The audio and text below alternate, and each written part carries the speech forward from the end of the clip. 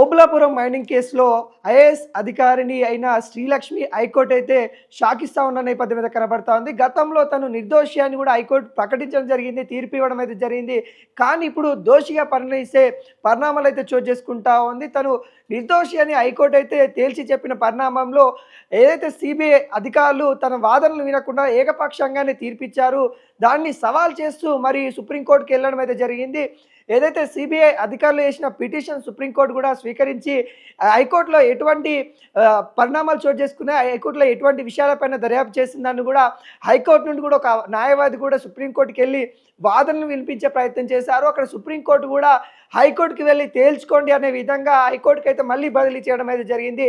CBI అధికారులు అయితే mining సంబంధించి ఏదైతే ఓబులాపురం మైనింగ్ సంబంధించి ఆ కేసులో అనేక ఆధారాలు ఉన్నాయి. శ్రీలక్ష్మి అక్కడ అవినీతికి పాల్పడింది, అనేక డబ్బు కోణాలు కావచ్చు, అనేక విధాలుగా అవినీతి చేసింది. దానికి సంబంధించిన సాక్ష్యాధారాలు మా దగ్గర ఉన్నాయి, బలమైన సాక్ష్యాధారాలు ఉన్నాయి.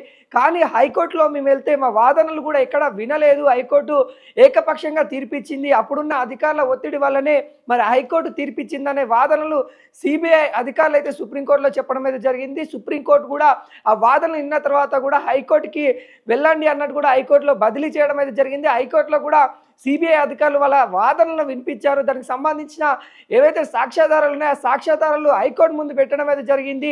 ఏదైతే ఈ మైనింగ్ సంబంధించి గతంలో తన పైన ఏదైతే కేసు నమోదైన విషయం మనందరికీ తెలిసిందే. ఈ మైనింగ్ పెద్ద కుంభకోణం అని కూడా చెప్పుకోవచ్చు.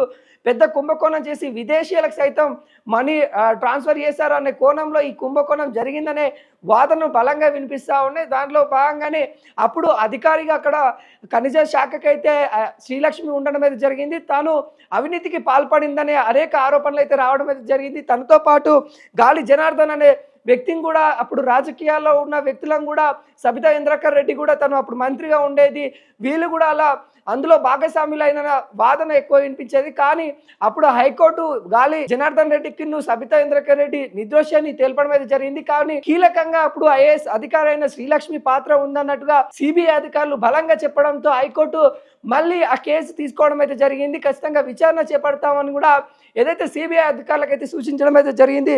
ఇప్పటికే క్రిమినల్ డిజిటల్ పిటిషన్ అయితే దాఖలైన నేపథ్యం కనబడుతుంది. దానిపైన ఇద్దరు వాదనలు, ఇటు శ్రీలక్ష్మి ఏదైతే పిటిషన్ కూడా వేయడం అయితే జరిగింది. ఏదైతే గతంలో నన్ను నిర్దోషి అని మీరే తెలుసారు, ఇప్పుడు దోషిగా నన్ను నిలబెట్టే ప్రయత్నాలు సిబిఐ అధికారులు చేస్తూ ఉన్నారు, నన్ను ఇది ఎట్లాగైనా విచారణ చేయాలని కూడా తాను కూడా రీపిటిషన్ అయితే వేయడం అయితే జరిగింది. ఆ రీపిటిషన్ ఒకవైపు మరొక వైపు సిబిఐ వేసిన పిటిషన్ రెండింటిపైన కూడా హైకోర్టు అయితే ఈరోజైతే విచారణ చేయడం అయితే జరిగింది. విచారణలో భాగంగా తనకి జలకిచ్చిందన్నట్టు కూడా చెప్పుకోవచ్చు. గతంలో ఏదైతే నిర్దోషిగా ఈరోజు దోషిగా ప్రకటించి తనని సిబిఐ సంబంధించిన కోర్టులో హాజరు కావాలి, విచారణ ఎదుర్కోవాల్సిందే, విచారణ తప్పదు అన్నట్టు కూడా శ్రీలక్ష్మి ఒక షాక్ ఇచ్చిన వార్త అయితే చెప్పడం అయితే జరిగింది. దానిలో భాగంగానే ఏకపక్షంగా గతంలో నిర్ణయం తీసుకున్నారు. ఇప్పుడు అలా కాకుండా ఇద్దరి వాదనలు విన్న తర్వాత ఇప్పుడు హైకోర్టు అయితే తీర్పు ఇవ్వడం అయితే జరిగింది. ఇప్పటికీ ఒక ఐఏఎస్ అధికారి హోదాలో ఉన్న వ్యక్తి మరి ఇలాంటి కుంభకోణం చేయడము, ఏదైతే భారీ కుంభకోణం అన్నట్టు కూడా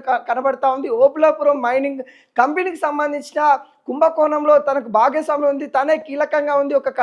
ఒక ఐఏఎస్ అధికారి హోదాలో తను ఉండడం జరిగింది. ఆ అధికారి దుర్వినియోగం చేసి ఏదైతే తనకున్న పదవి ఏదైతే ఉందో ఆ పదవిని దుర్వినియోగం చేస్తూ మనీ లాండరింగ్ చేసిందనే కోణంలో ఇప్పుడైతే సిబిఐ అధికారులు చెప్తా ఉన్నారు. తనకి సిబిఐ సంబంధించిన విచారణ ఎదుర్కోవాల్సిందే, ఖచ్చితంగా ఆ కోర్టుకి వెళ్లాల్సిందే అన్నట్టుగా హైకోర్టు అయితే తీర్పు ఇవ్వడం అయితే జరిగింది.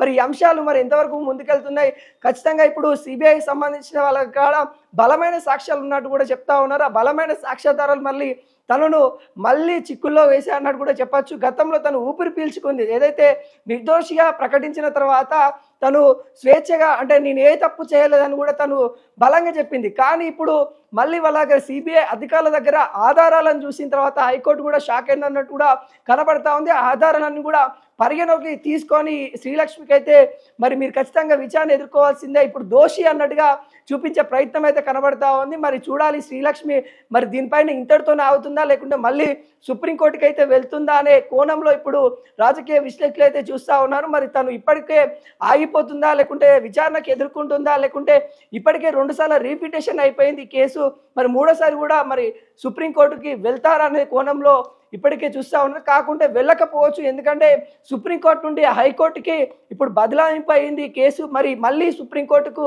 తను వెళ్ళే అవకాశం ఉండదు. ఏదున్నా కానీ సిబిఐ సంబంధించిన కోర్టులోనే తేల్చుకోవాల్సిన సందర్భం అయితే ఇప్పుడు శ్రీలక్ష్మికి అయితే ఏర్పడింది. మరి చూడాలి ఈ కుంభకోణం మరి ఎంతవరకు జరిగిందనే పూర్తి వివరాలు కూడా మనకైతే సిబిఐ సంబంధించిన కోర్టు వెల్లడించనుంది. మరి దానికి సంబంధించిన ఏవైతే సాక్ష్యాలు ఉన్నాయో వాటిని కూడా వెల్లడించే ప్రయత్నం అయితే సిబిఐ కోర్టు అధికారులు చేస్తూ ఉన్న ప్రయత్నం అయితే కనబడతా ఉన్నారు. ఇప్పటికే సిబిఐ సంబంధించిన న్యాయవాది శ్రీనివాస్ కూడా అనేక సాక్ష్యాధారాలను కోర్టు ముందు పెట్టినట్టు కూడా మనకైతే తెలుస్తూ ఉంది.